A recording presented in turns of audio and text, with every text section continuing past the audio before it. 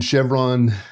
it seems like is one of the few companies, and it even surprised me as to how involved they were um, over the past 10 years or so in getting oil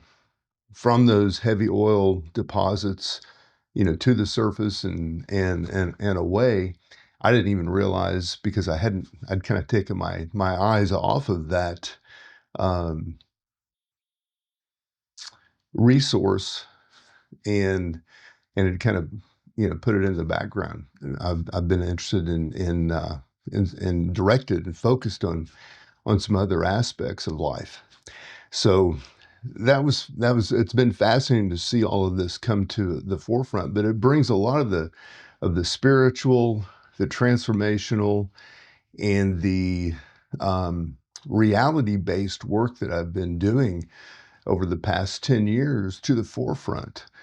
And I'm now seeing how important it is to help others, especially in the United States,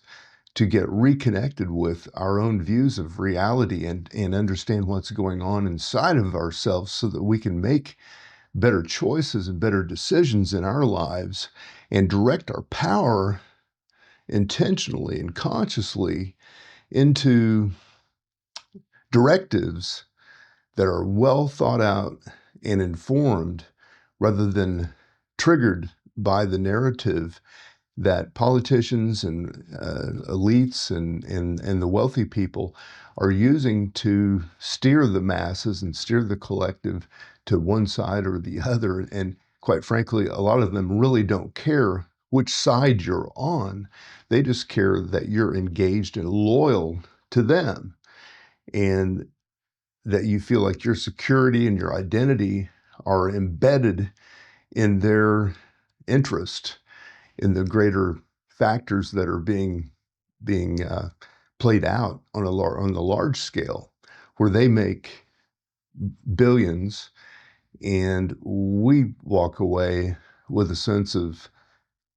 connection to that, almost like you might take a ride to the airport, and the taxi driver feels like he's very important if he has an important person in the back seat. But